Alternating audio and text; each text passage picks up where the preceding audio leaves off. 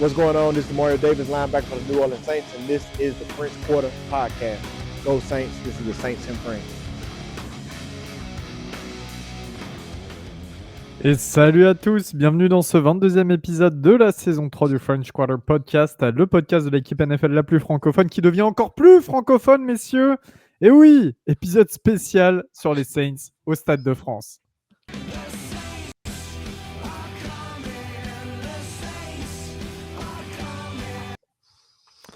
Pour ceux qui n'ont pas la référence, je vous invite à aller écouter cette chanson. Jouée juste après Katrina au stade au Stade de France, au Superdome, pour le retour des Saints à la maison, une fois que tout s'était à peu près, entre guillemets, on s'est bien compris, réglé suite au terrible ouragan. Messieurs, aujourd'hui, épisode extrêmement spécial, évidemment, pour le French Quarter Podcast, épisode spécial pour notre vie aussi. C'est pas un épisode de podcast, c'est un épisode de vie, j'ai envie de vous dire. Car en tant que fan des Saints depuis des années, nous avons un match en Europe, un troisième match en Europe. Il y avait eu les deux à Londres. Mais cette fois-ci, c'est en France, c'est au Stade de France. C'est le premier match de l'histoire NFL en France. Messieurs, déjà dans un premier temps, je vais faire un tour de table. Après cette annonce, on s'y attendait, mais très soudaine, parce qu'on ne pensait pas finalement que ce serait en 2026. Eh bien, comment vous sentez-vous, Bertrand? Je démarre par toi. Écoute, comment on se sent? J'avais cru l'espoir du match en 2026 enterré avec cette durée un peu longue entre le moment où il commençait à y avoir des rumeurs par les insiders américains en disant oui, ça sera dans à peu près 2 semaines, on saura si le Stade de France peut accueillir, sinon ce sera 2027. On n'a rien eu pendant 2 mois. Moi, je m'étais dit, bon, c'est plié, allez, ce sera la saison d'après, tant pis. Et là, d'un coup d'un seul, pensant passer une petite off-season assez tranquille, là, ça a été l'ouragan qui est venu avec quelques fuites auparavant sur ce match. Qu'est-ce qu'on peut dire d'autre? On ne peut être que ravi, que ultra content de cette arrivée au Stade de France. J'aurais préféré qu'ils viennent à Lille, mais bon, je pense que ça fait un poil moins rêver à travers le monde, Lille, que Paris. Et je peux le comprendre, même si je suis pas tout à fait d'accord. Mais voilà, non, mais ça va être dingue. Enfin, on se rend pas compte encore de l'impact que ça va avoir de ce match autour de ce match et de l'impact que ça va avoir les jours avant, les jours après, la folie qu'il va y avoir. Il va y avoir un engouement peut-être pas populaire, mais au moins il va y avoir un engouement. Pour dire, le jour où ça a été annoncé, désolé, je monopolise la parole et je continue. Non, Le jour où ça a été annoncé, pour dire, je reprenais ma voiture. Alors oui, j'écoute France Inter, et à 18h, il y avait le journal de France Inter, et premier titre du journal de 18h, c'était déjà la NFL à Paris, et je trouvais ça déjà assez dingue qu'une chaîne de radio généraliste le mette en premier dans son journal de 18h. Donc oui, si déjà maintenant ça prend déjà au niveau des journaux et des médias, qu'est-ce que ça va être au mois d'octobre? Donc voilà, un peu mon état d'esprit, Elio. John, toi de ton côté, ton état d'esprit depuis ton garage. Écoute, on a retrouvé le garage, on retrouve les bonnes vieilles habitudes. Je pensais pas reprendre du service aussitôt, mais bon, content d'être là ce soir pour en discuter, pour en débriefer. Vraiment, c'est une super nouvelle depuis le temps qu'on attendait ça. Comme j'ai pu le poster sur Twitter, ça fait un paquet d'années que je suis la franchise. Je me suis déplacé au Superdome 2 fois à Londres, et là, de les voir arriver à Paris, au Stade de France, à la maison, c'est quand même un sentiment incroyable. Et l'engouement, effectivement, comme tu le disais, Bertrand, j'ai des gens qui m'ont tagué, mais de tous bords. Oh, tu as vu, il y a les Saints qui viennent à Paris. Qui m'ont tagué sur les pubs. Ouais, c'est drôle, qui m'ont tagué sur les publications NFL et tout. Je sais, les gars, je sais. Je suis comme un fou, mais je sais. Et non, super sentiment. Vraiment content. Il va y avoir plein de belles choses. C'est une grande fête. On espère avoir des tickets. On espère voir toute la communauté qui nous suit via Twitter, Instagram, qui écoute le podcast. On espère tous vous voir au Stade de France, et on va faire la fête. Et toi, mon Elio, comment ça va et comment tu vis ça? Je le vis bien, mais moi, je vais être honnête avec vous, je suis assez stressé, en fait, par rapport à cette nouvelle. Comme tu le disais, Bébert, ça nous a un petit peu tombé dessus parce qu'on s'attendait quand même plus à ce que ce soit en 2027, vu que ça n'en parlait plus, qu'il y avait plus rien qui sortait. Pour être tout à fait honnête avec vous, les auditeurs, on avait même essayé un petit peu de se renseigner, nous, au niveau de Saints France. Il y avait que dalle. Et puis ce gap là, cette histoire de ouais, la NFL a 2 semaines pour voir avec le Stade de France pour se mettre aux normes. On s'est dit bon, connaît un petit peu quand même la machine française, on n'était pas certain que ça fonctionne. Et donc ça a été assez soudain. Donc je suis très content, évidemment, je suis ultra content. Mais je suis assez stressé. Pourquoi stressé? Parce qu'on a eu des expériences récentes qui ont fait que en Allemagne, il y a eu quand même beaucoup de fois des soucis pour que les gens, les vrais fans des équipes aient des places. On sait que le système Ticketmaster, il est vraiment pas au point. On sait que ça risque de coûter très très cher, comme ça a été prouvé en Allemagne, comme ça a été prouvé en Espagne cette année, etc. Donc il y a beaucoup de facteurs comme ça qui me font stresser. Il y a un point de vue aussi très personnel où, comme tu l'as dit, John, on est fan des Saints depuis très longtemps. C'est un peu notre truc. Moi aussi, comme toi, je suis allé au Superdome. J'ai vu les Saints plusieurs fois. Je me suis déplacé aux États-Unis pour aller les voir. Là, cette année, d'ailleurs, ils jouaient à Baltimore en 2026. Donc, je me disais, pourquoi pas viser ces dates pour partir là-bas et aller les voir jouer. Tu vois, donc il y a un truc très, très personnel où je me dis, ah, j'ai pas envie de rater cet événement. J'ai pas envie de voir des gens qui viennent gratter cet événement alors que sincèrement, la franchise leur importe très peu et souvent ils ont tendance à se moquer de nous, même le reste de l'année. Et donc voilà, il y a de ça quand même et ça me stresse, je dois être honnête. Et je suis très content. Je comprends totalement. Donc ça. remettons tout ça chronologiquement, messieurs. Donc oui, premier match NFL à Paris, en tout cas, les rumeurs sortent comme quoi il y aura un premier match NFL à Paris. C'était à peu près l'année dernière. Les Saints qui envoient de Mario Davis une délégation avec notamment Gabe Benson à Paris en juillet dernier. Donc nous, on les rencontre, etc. Là, il n'est pas encore question de match officiellement, mais on sent quand même que ça se rapproche. Les Saints qui avaient obtenu des droits commerciaux en France, qui est la seule équipe NFL d'ailleurs à avoir des droits commerciaux en France, parce qu'on se rappelle que par exemple en Angleterre, en Irlande ou en Allemagne, ce sont des droits partagés entre plusieurs équipes. Donc voilà, on se disait que ça sentait bon pour que le premier match français se fasse avec notre équipe. Et puis, les choses s'accélèrent donc au courant de la saison 2025-2026. On nous dit que la NFL est en train de conclure un accord avec le Stade de France pour faire un match ou bien en 2026 ou bien en 2027. Il n'est toujours pas question des Saints, mais tout le monde s'en doute. Comme j'en parlais tout à l'heure, il y a le gap de 2 semaines où la NFL doit se mettre d'accord en 2 semaines avec date limite avec le Stade de France pour pouvoir mettre tout ça en place. Donc on se dit c'est à peu près mort. Là, la semaine dernière, donc, on commence à avoir des sorties de nulle part. Donc ensuite, silence absolu. Sorties de nulle part, la semaine dernière, on commence à avoir des échos par certains comptes français. Il y a un compte qui s'appelle Afterfoot US, si je dis pas de bêtises. Il y a Wake Did Teach qui nous en parle et surtout il y a The Playoff, les anciens The Free Agents qui en parlent également. Voilà, ils essayent d'avertir tout le monde, sauf qu'il n'y a pas d'information officielle et il n'y a pas de ligue qui vient des États-Unis. Donc c'est vrai qu'on a quand même une partie de la commune qui reste assez dubitative et dubitative sur le fait que ce soit en 2026. On nous dit que Shader Sanders est actuellement à Paris pour tourner des shots parce que ça serait potentiellement un Saints Browns et que Shader Sanders est à Paris pour tourner des shots publicitaires. Sauf que Shader Sanders, il est à Paris pour la Fashion Week.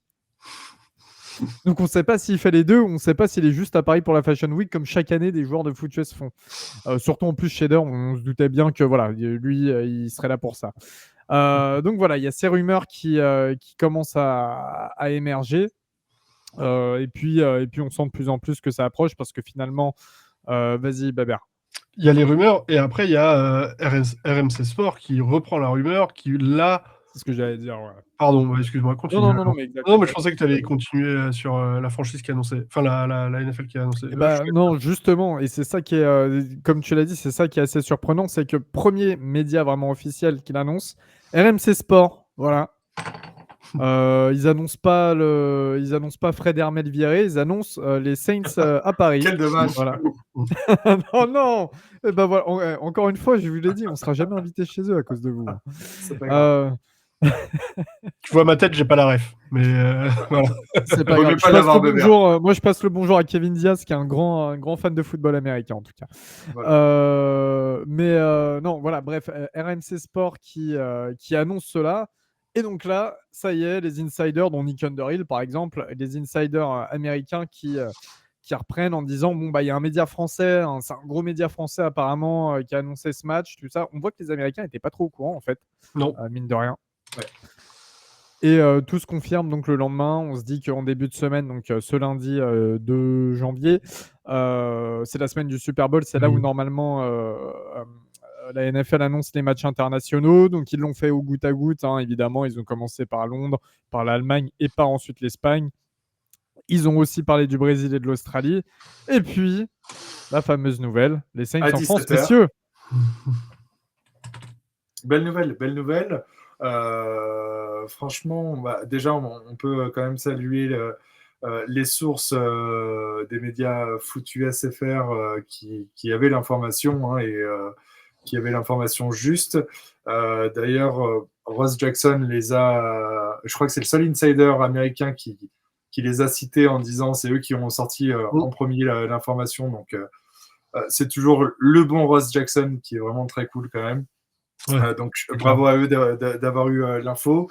L'annonce a été belle parce qu'on a eu de super clichés, de super photos, de beaux visus, donc ça fait plaisir.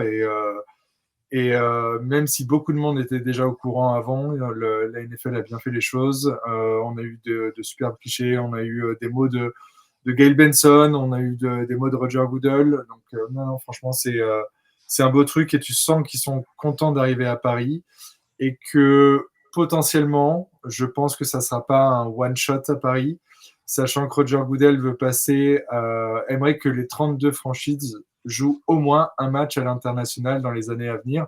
Et il y a, est en question ce fameux passage à 18 matchs de la Ligue, ce qui pourrait rendre le truc possible concrètement. Et si tu rajoutes une bye week quand même pour la santé des joueurs, ça serait pas mal. Mais je pense qu'il y a peut-être possibilité que la France, il y a un contrat similaire avec l'Espagne, où tu as un contrat sur les 3 prochaines années d'au moins un match par an en France.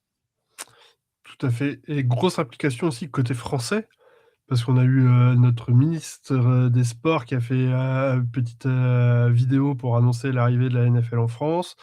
Nous avons eu Antoine Griezmann, qui est grand fan de foot US et des Chiefs, qui a fait aussi sa petite annonce avec, je crois que c'était NFL France ou NFL, NFL et NFL France, qui a fait la petite vidéo. Et aussi l'ambassadeur de Paris qui a fait sa petite vidéo en faisant la petite blague avec le fourchour de Macron et les lunettes, et avec de l'humour. Pour le coup, c'était quand même à noter et à souligner. Donc plutôt sympa. Et donc on voit que tout le monde s'implique dans l'arrivée de la NFL en France. Ouais. Donc, les rumeurs, c'est pas encore officialisé, mais les grosses rumeurs, tout le monde est à peu près d'accord là-dessus. Ça serait le 25 octobre, si je dis pas, 25 octobre.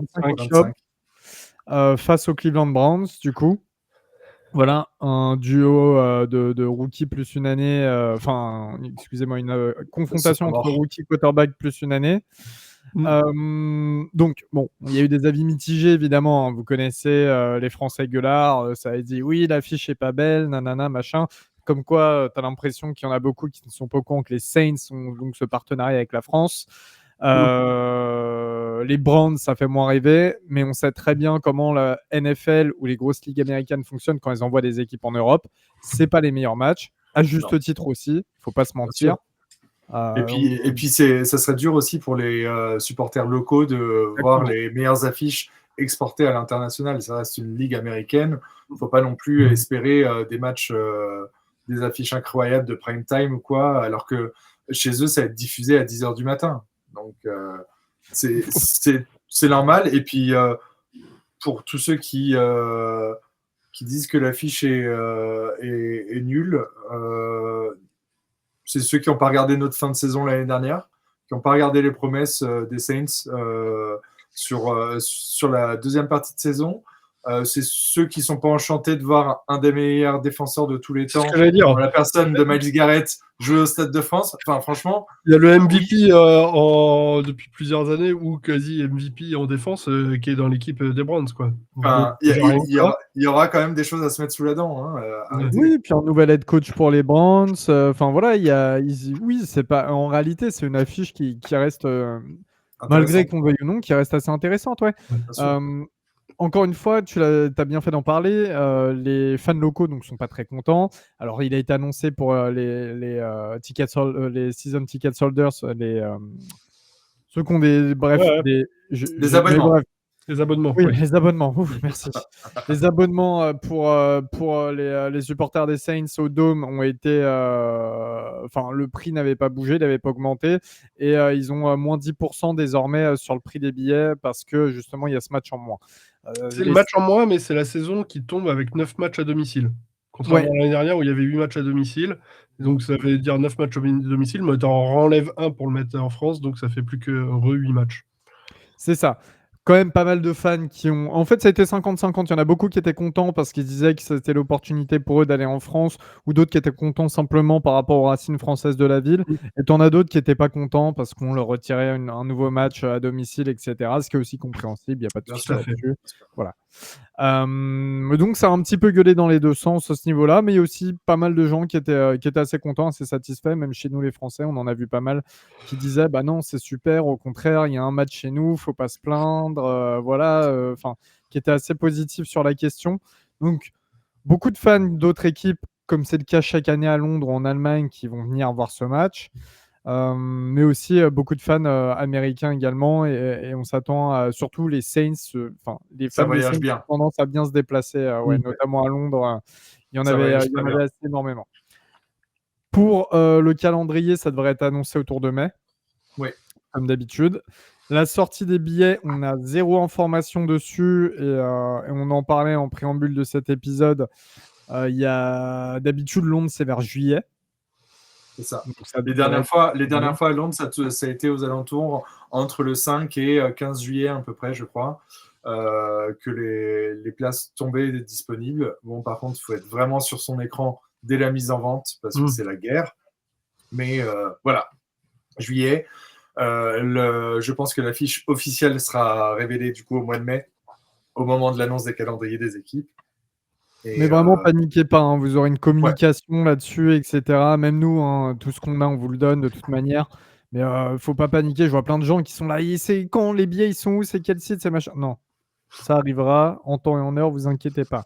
Et si vous voulez plus d'informations, vous pouvez aller sur le site de la NFL. Il y a un petit formulaire à remplir avec vos contacts et ils pourront vous donner, vous balancer la newsletter avec toutes les infos liées au match en temps et en heure. Autre rappel qui est très important, je vais le dire pour nous trois, pour John Bemer et moi, nous n'avons pas de lien officiel avec la franchise, nous ne sommes pas des revendeurs de billets, nous n'avons pas de facilité pour les billets, nous sommes comme vous. Donc, vous pouvez nous parler autant que vous voulez du match et tout, sans aucun problème, mais ça ne sert à rien, et je le dis même pour mes amis, parce que j'ai déjà eu le cas là, ça ne sert à rien de dire « Ouais, tout, si tu peux m'avoir des billets, si tu peux me trouver un moyen… » Non, en fait, non, tu peux pas prendre 5 billets, j'ai pas un compte bancaire adéquat, même si je peux avancer les sous, ma carte elle passe pas, voilà. Donc, bon. Voilà. Messieurs, on va parler un petit peu de nos expériences avec les matchs des Saints et surtout nos expériences à Londres, parce que c'est là où on a été les voir en Europe. Donc, il y a eu 2 matchs à Londres. Il y a eu en 2017 face aux Dolphins. Premier touchdown en carrière d'Alvin Kamara. Ils sont même venus 3 fois. Ils sont venus une fois en 2008, je crois, face aux Chargers. Ah oui, oula, oui. Oh, là, ça remonte à il y a très longtemps. Ouais. Mais on n'y était pas. Non. On n'était même pas devant nos écrans, je crois. Voilà, moi, je galérais. Je galérais et je téléchargeais des matchs sur Emule et Casa. Moi, je comprenais pas encore trop ce que je regardais, quoi. Des mecs qui se rentrent dedans. Donc, bon, alors, il y a eu 3 matchs. Le deuxième, donc, c'était à Londres en 2017 face aux Dolphins, avec une victoire. Première et seule interception en carrière de Ken Crowley. Adrian Peterson, un de ses seuls matchs chez nous. Son dernier chez nous. Alvin Kamara, son premier touchdown en carrière. Bref, on avait gagné face aux Dolphins de Jay Cutler. D'ailleurs, c'était Cutler leur quarterback. Et ils étaient revenus donc c'était 2022. 2022. 2022. Ouais, 2022 face aux Minnesota Vikings avec une défaite du côté du Tottenham Hotspur Stadium parce que le premier match était du côté de Wembley. Avec donc une défaite, je crois, en fin de match sur un field goal. Andy Dalton en quarterback titulaire pour nous. Enfin bref, c'était pas la belle époque, on le sait. Messieurs, déjà parlons de notre expérience en 2017 dans un premier temps. Alors, on remonte à loin et du coup, c'est plus du tout pareil maintenant. Hein, mettons ça en perspective. Mais vous, comment ça s'était passé à ce niveau-là? Écoute, moi j'ai vécu pour un match en Europe une super expérience. La NFL avait mis vraiment les moyens. J'ai souvenir de Piccadilly complètement privatisé avec des scènes où tu avais d'anciens joueurs qui venaient. Tu avais Roger Goodell qui faisait des conférences. J'ai croisé Lance Moore. J'ai fait une photo avec Deuce McAllister. J'étais au JD Sport de Piccadilly et j'ai vu Marshall Latimore. Enfin, il y avait quand même beaucoup d'activités autour de la NFL. Il y avait des endroits où tu avais, tu vois, les 40 yards du combine, des trucs comme ça. Enfin, beaucoup d'activités, kicker dans un ballon.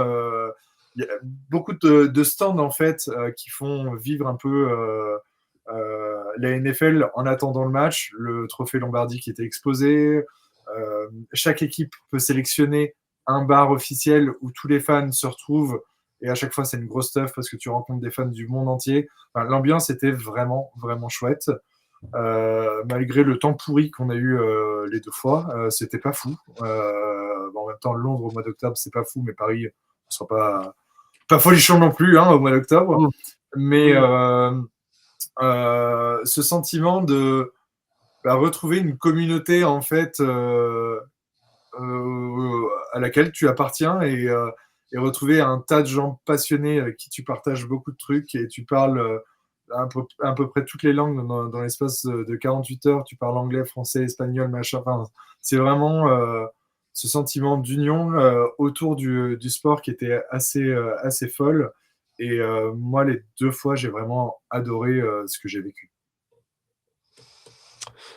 2017, je ne vais pas en parler parce que j'y étais pas. Donc, Très bien, il a préféré aller voir les Giants au MetLife Stadium. Mais bon, au MetLife Stadium, mais en 2016.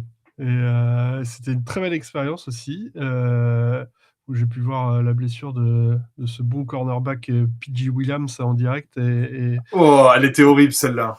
À la nuque. Et c'était la saison rookie de Michael Thomas avec Drew Brees. Et j'avais survendu le match à ma femme en disant tu vas voir, l'année précédente il y avait eu un Giants Saints où ça avait fini 48-45 ou 52-48, c'était incroyable, il y avait des points de partout. Bon, le match il a fini à 10-13 je crois de mémoire et c'était un peu une petite purge offensive sur ce MetLife Stadium, bref. Mais moi plutôt 2022 pareil, grosse découverte déjà de Tottenham où je connaissais pas, stade en plein milieu d'une ville où tu as vraiment des habitations qui sont dans la rue face au stade, et je trouve ça toujours assez incroyable les stades qui sont intégrés aux villes. Je trouve que ça donne une ambiance qui a rien à voir avec nos stades qui sont maintenant construits loin des centres-villes. Il y avait cette ambiance qui était assez dingue du métro à Tottenham où il y avait les rues, comme tu disais, privatisées, et c'était une population multi-fan avec, tu pouvais, je pense, en moins d'une demi-heure trouver les 32 maillots des équipes dans les rues de Londres. Ok, avec des dominances des 2 équipes qui jouaient, mais après tu voyais que c'était des fans de football américain qui venaient voir un match parce qu'il y avait un match qui était pas loin de chez eux, quoi. Une ambiance assez incroyable, il faisait méga beau, c'était trop bien. C'est là où on s'est vu aussi pour la première fois tous les trois, à boire quelques bières sur le parvis avant de rentrer dans le stade. C'est bien cool. Le match était aussi incroyable avec un dénouement un peu dur, mais qui était serré jusqu'à la fin. Et donc, non, une expérience qui était dingue. J'en garderai toujours un souvenir impérissable et un souvenir plutôt comme un enfant qui est à Noël, quoi. Un peu. Et toi, Elio? 2017, c'était assez particulier parce que moi à l'époque, en fait, j'étais pas trop, enfin, j'étais pas trop branché avec la commune sur les réseaux sociaux, etc. Et j'avais pas beaucoup, en fait, j'avais quasiment pas de potes qui suivaient le foot US. J'étais vraiment isolé sur mon île avec ça. Et bref, j'avais prévu un voyage en Irlande toute la semaine et en terminant le week-end à Londres avec un pote à moi. Et je savais qu'il y avait le match des Saints. Donc je m'étais dit, vas-y, je vais pas le forcer, machin, tu vois. Et si je peux avoir une place de dernière minute, j'y vais. J'avais pris mes affaires. Et ben c'est ce qui s'est passé. Je suis allé à Londres. La veille, j'ai pris une place de dernière minute et c'était pas si cher. Je crois que c'était un truc genre 70 livres et j'étais plutôt bien placé. Et donc, du coup, je suis allé tout seul à Wembley. Mon pote, il faisait autre chose. Et là, alors là, les gars, moi, ça a été une galère. Alors, pour rappel, et ça, c'est important pour vous, les auditeurs, il y a la bag policy. Vous pouvez pas venir avec votre petit sac à dos, quoi Ouais. que ce soit. Il faut avoir un sac, ou bien un sac transparent, ou bien une petite sacoche, mais c'est tout. C'est ce qu'ils font aux États-Unis pour les arènes, pour les stades de football, etc. Donc ça, déjà, dites-vous bien ça, parce que moi, du coup, je suis arrivé, ils m'ont fait renvoyer loin dans une sorte de hangar pour déposer mon sac. J'arrive ensuite vers Wembley. Il faut que je vous raconte cette histoire, c'était saugrenu. Hein. J'arrive, le chien de la police qui me renifle. Je fume pas. J'étais steward en plus à l'époque, donc interdiction de toucher à quoi que ce soit d'illégal. Le chien qui me renifle, qui me marque, la police qui veut m'embarquer. J'ai cru halluciner. J'ai cru halluciner. Les mecs, ils me fouillent et tout. Ils regardent même mon téléphone. Ils disent ouais, vous êtes steward, tout ça. Enfin, bref, ils se disent ouais, c'est quand même bizarre, tu vois. Le type, il fait pas non plus, voilà. Et je leur ai sorti une fausse excuse. Ouais, le t-shirt que j'ai, je suis sorti hier soir avec. Ils m'ont laissé partir pour ça, alors que j'étais pas du tout sorti avec la veille. Je n'ai jamais su pourquoi le chien m'avait autant aimé, mais j'ai failli pas rentrer dans le stade. Puis j'arrive devant le stade, mon billet que j'avais acheté la veille qui fonctionne pas. Il m'envoie à la billetterie. Aïe, aïe, aïe. À la billetterie, la nana, la dame, elle veut rien savoir. J'y retourne, le billet il passe. Voilà. Donc j'ai raté les hymnes nationaux, j'étais en transpi, parce que bref, j'ai failli. Le chat noir de Ah pas aller avec toi. J'allais y passer, quoi. Mais bref, heureusement, je suis arrivé juste après le kick-off et j'ai quand même pu voir le match, donc ça c'était cool. Mais vraiment pour les sacs, n'oubliez pas. Ouais. Et 2022, bah ouais, exact. Première fois qu'on se voyait tous ensemble, première fois que je voyais Bertrand. Alors, il faut savoir que j'avais mal au cou à la fin de la journée, mais je me rappelle qu'en plus, on va acheter une bière avec Bertrand au bar. Ma carte ne passe pas, je sais pas, il y a eu un problème. Donc, alors que moi qui voulais lui payer la bière, donc je me suis retrouvé bien con. On croyait un père avec son fils qui me payait sa bière. Mais c'était une bonne expérience parce qu'on avait rejoint aussi d'autres potes. Enfin, on était plusieurs personnes de la commu à se connaître, à être là, tout ça, voilà. Donc c'était bien. On avait aussi, toi, Bébé et moi, on avait nos compagnes qui étaient présentes aussi. Donc c'était un bon week-end aussi pour nous, pour profiter à Londres. Bref,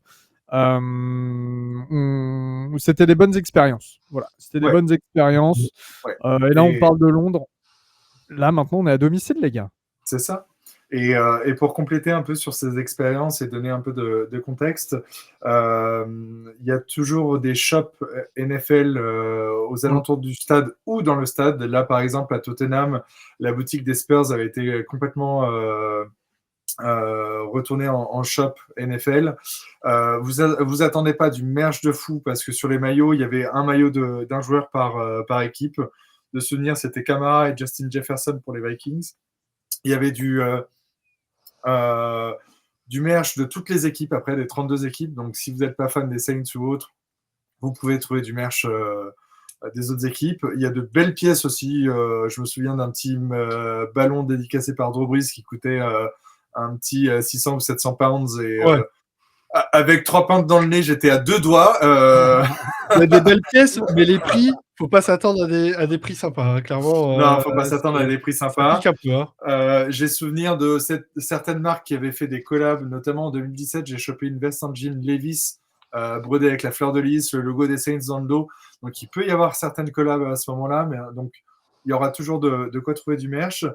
Et il y a la partie tailgate, entre guillemets, où aux abords du stade, ils vont mettre plusieurs stands de restauration, des bars, et tout le monde se retrouve un peu avant le match là-bas pour boire des coups. Parce que pour le merch, comme tu dis, il y a, enfin, je sais pas si c'est ce que tu as dit et que tu l'as précisé comme ça, mais en gros, ouais, il y a plein de petits points avec le tailgate où tu peux acheter maillot, et, comme tu disais, un maillot, machin. Mais après, il y a un plus gros. C'est là où tu disais les trucs des Spurs, c'est ça? Le gros shop, Où il y a- ouais. ouais, le gros shop où là, il y a un peu plus de dispo. Mais si vous arrivez, par exemple, 1 heure avant le match, n'espérez même pas de rentrer, tellement il y a une blindé. file d'attente gigantesque. Mais Et je trouve ça dingue, les gens qui arrivent à faire quand même cette file d'attente. C'est comme, pour ceux qui connaissent, au Hellfest, où les gens vont d'abord chercher le merchandising du Hellfest au lieu d'aller au concert. Et tu te retrouves avec 4 heures de queue avec des gens qui attendent un t-shirt. J'arrive pas à comprendre le principe. Mais donc, si vous voulez aller au gros shop, il faut mieux arriver un peu plus en avance. Ouais, comme moi, pour chaque concert et tout, c'est toujours la même chose. J'avais été à l'ouverture à 9h du matin, et même à l'ouverture, j'ai fait une demi-heure de queue. Ouais. En réalité, pour être tout à fait honnête avec vous, si vous voulez du merch, ça coûte. Il y a surtout sur le site officiel NFL Shop ou le site Fanatics, il y a souvent des soldes et tout. Oui. C'est beaucoup plus simple. Vous trouverez C'est beaucoup plus exactement ce rentable. que vous voudrez. Voilà. C'est vraiment si vous allez pour passer du temps pour récupérer, acheter un truc sur place là-bas. C'est pour vous dire, c'était à ce moment-là que j'ai acheté, mais je suis pas certain que ça vaille le coup. Au lieu de faire d'autres activités, quoi. Parce que comme tu le disais, John, il y a des activités autour du stade. Pour rappel, le Stade de France, vous avez plusieurs moyens de vous y rendre, hein. Maintenant, il y a la ligne 14. Après, il faut un peu marcher, mais c'est bien acheminé quand même. Et sur le chemin, il y a plusieurs endroits où on peut se prendre une pinte en marchant, donc ça, c'est cool. Il y a la ligne 13 en métro aussi. Il y a le RER B, ouais, exactement, le RER B, qui est assez simple aussi pour y aller. En plus, le RER B, vous le chopez à Châtelet ou Gare du Nord. Donc, vous pouvez facilement faire un pre-game ou un after-game, justement. Voilà. Donc, il y a beaucoup d'options. Le Stade de France, ça reste très bien. Ça a été bien fait pour les JO. Pour y être allé, nous tous, on y est déjà allé, mais là, pour y être allé pendant les JO et après les JO, c'était quoi pour Linkin Park, tiens. Franchement, en termes d'organisation, ils sont au point. Faut pas, voilà, c'est pas parce qu'il y a une finale Liverpool machin qui était organisée à la dernière minute qui a été ratée que faut tout remettre en question. Non, l'organisation et notamment depuis les JO est très très bien par rapport au Stade de France, donc ça va être une belle fête. Pour dire, même pour y avoir travaillé au Stade de France un petit peu. Tu vois, chaque épisode, un nouveau truc sur Bertrand. Pour y avoir un peu travaillé au Stade de France, non, c'est un stade qui est ok, il est un peu vieillot, mais c'est un stade multifonction. Tu vois bien de partout. Est-ce que l'ambiance est incroyable? Je ne pense pas, parce que les tribunes sont assez étalées. Mais après, autour du stade, ça c'est quand même bien fait maintenant. Tu as des bars, tu as des restos. L'esplanade est assez grande. Je pense que ça va être assez sympa en termes d'ambiance autour de l'esplanade du Stade de France. Ça peut être assez cool, en espérant que ça vente pas trop et que ça pleuve pas trop, quoi. Mais ouais, voilà. c'est ça, quoi. Voilà. Mais je pense que c'est le bon endroit pour retrouver des amis et passer une bonne journée en plus du match. Et voilà. Et puis en plus, si pour l'occasion vous montez sur Paris, ou même d'ailleurs vous habitez en région parisienne, vraiment après il y a possibilité de faire after dans Paris, voilà, de continuer avec les matchs suivants dans des bars, tout ça. Enfin, franchement, je pense que ça va être une belle fête. Et d'ailleurs, on vous promet rien, mais on essaiera d'organiser un truc sur le week-end où on puisse se retrouver avec des gens de la commu, une soirée dans un bar ou un truc comme ça. On va essayer de faire des choses. Ouais, bien évidemment. Il n'y a rien qui est. Ouais. Rien n'est fait. En vrai. Rien n'est fait. Si vous voyez pas de John et moi, c'est normal, c'est parce qu'on sera situé derrière Bertrand. Hein, mais ça, c'est. Voilà.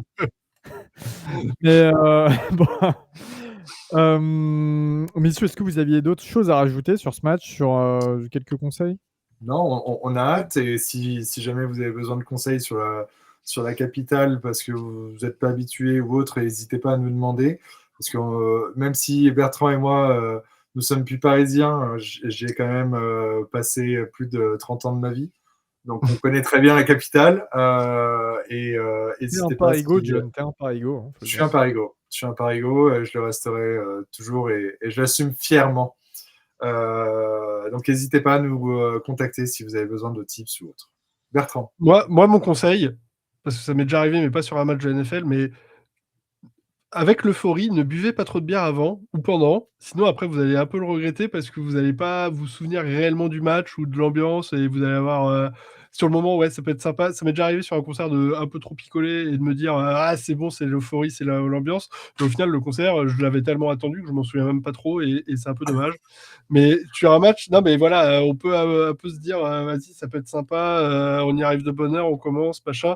L'euphorie fait que, et après, on se souvient plus trop du match. Je trouve qu'en termes de Ouais. souvenirs, c'est un peu dommage, mais voilà. Puis pendant le match, vu que vous buvez plus pendant le match, ça vous endort un peu. Il y a plein de trucs. C'est pas en vrai.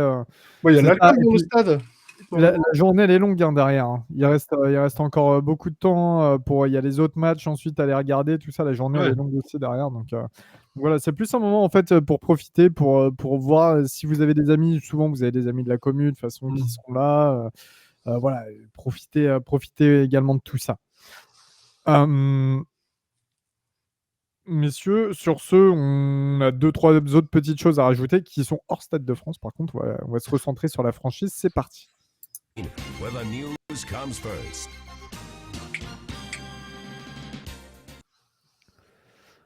On a des news à vous apporter, des news qui nous viennent de Pennsylvanie et de Pittsburgh, car oui, comme vous avez pu le voir, Mike McCarthy, donc le Frédéric Hans de la NFL, a signé, La comparaison. a signé chez les Steelers. Lui qui est originaire de Pittsburgh, en fait, voilà, donc c'est pour ça. Ça faisait une sorte de match pour le front office des Steelers, apparemment. Ça n'a pas trop plu aux fans, mais bref. Le principal n'est pas là, c'est que McCarthy a essayé de s'abreuver de notre coaching staff et il a récupéré quelqu'un qui a beaucoup et compte beaucoup pour nous, en la personne de Jerry Evans, messieurs. Ouais, Jerry Evans, c'est un petit peu dur de le voir partir. Après, attention, Jerry Evans est originaire de Pittsburgh. C'est un petit peu dur quand même de le voir partir. Sachant que c'est futur Hall of Famer, qu'il a fait ses armes, enfin, sa grande majorité de sa carrière a été chez les Saints avant de partir, je crois, la dernière saison chez les Packers. Il a commencé sa carrière de coach en 2022 chez nous aussi. C'est petit pincement au cœur. Après, il était assistant O-line. Il y a très peu d'équipes qui ont un assistant sur la O-line. Tu as le coach de ligne offensif. C'est quelque chose, mais c'est rare qu'il y ait des assistants derrière sur ces positions-là aussi. Donc, est-ce que c'est une grosse perte? Je ne sais pas. Mais on perd une belle figure de la franchise, en tout cas, qui va du côté des Steelers. Tout à fait. McCarthy qui a essayé aussi de démarcher 2 autres de notre coach, et pas n'importe lesquels. Scott Tolzien, notre QB coach, et Chase Aslett, notre tight end coach. Aslett, c'était pour le poste de tight end coach / pass game coordinator, donc une sorte de petit upgrade.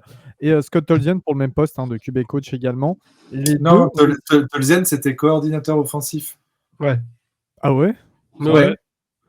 C'est McCarthy qui aurait fait les appels quand même, non? Je pense, ouais. Sûrement.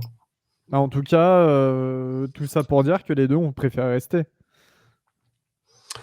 Alors, est-ce qu'il y avait une proposition? Est-ce qu'ils ont préféré rester? Ça, on ne sait pas, mais au moins, on se dit ils n'ont pas voulu absolument partir.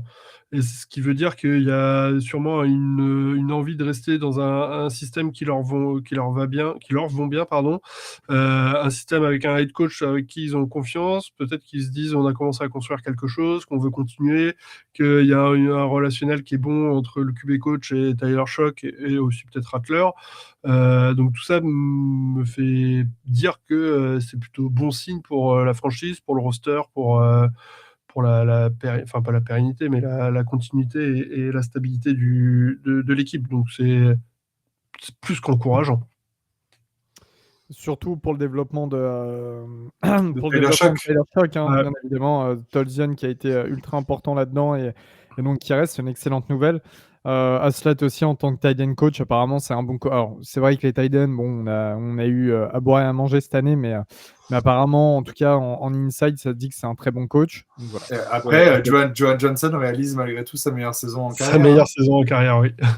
oui, non, mais oui, une fois qu'on était éliminé officiellement des playoffs. Allez, oh là là, et ça revient. Ah là là. Ça fait déjà 40 minutes qu'on fait l'épisode. On va refaire. Je ne suis pas la dernière personne dans ce podcast à l'avoir mis en En flop. J'avoue, j'ai pas été très tendre pendant la saison non plus, mais voilà. Je reconnais. J'avoue.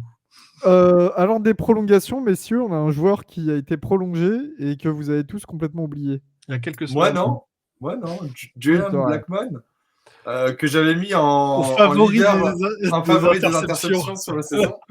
Non, écoute, c'est une bonne resignature parce que je crois qu'il est re-signé, il est re-signé à 1 750 000. C'est Pour un an. pas grand-chose pour un an. C'est une bonne prolongation.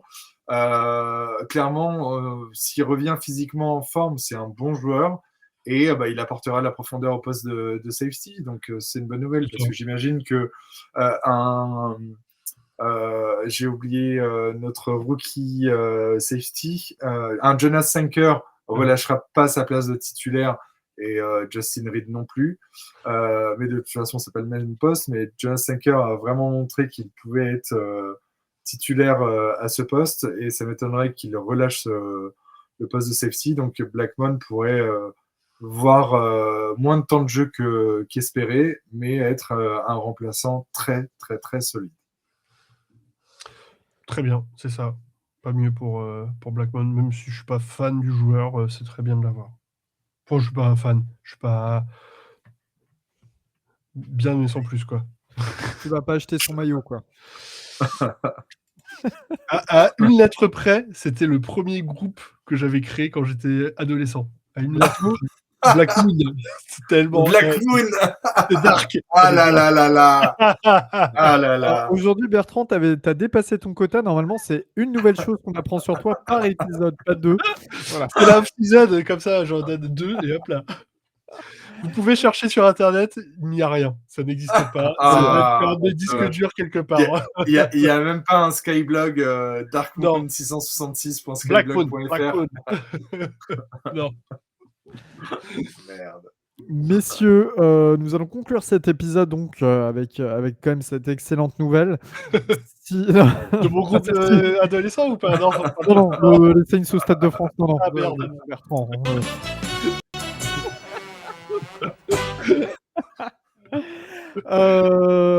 Donc voilà, n'hésitez pas en commentaire à nous dire si vous comptez venir. Si jamais vous avez de la moindre question, comme l'a dit John, on est là pour vous répondre, il n'y a aucun souci. Encore une fois, on n'est pas Ticketmaster, ni Viagogo, ni Gérard Drault Productions, donc on ne pourra pas vous revendre de billets. Mais en revanche, on peut vous donner tous nos tips qu'on a sans aucun problème. Donc voilà, soyons contents. Steve, t'as enfin ton écharpe qui est en route si jamais t'écoutes. Et voilà, je vous souhaite une très agréable moitié de semaine. Et puis on se dit à très vite pour un nouvel épisode. Salut tout le monde. Et les deux meilleurs mots de la fonte, pardonnez-moi. Who dat? Who dat? Salut tout le monde. Salut.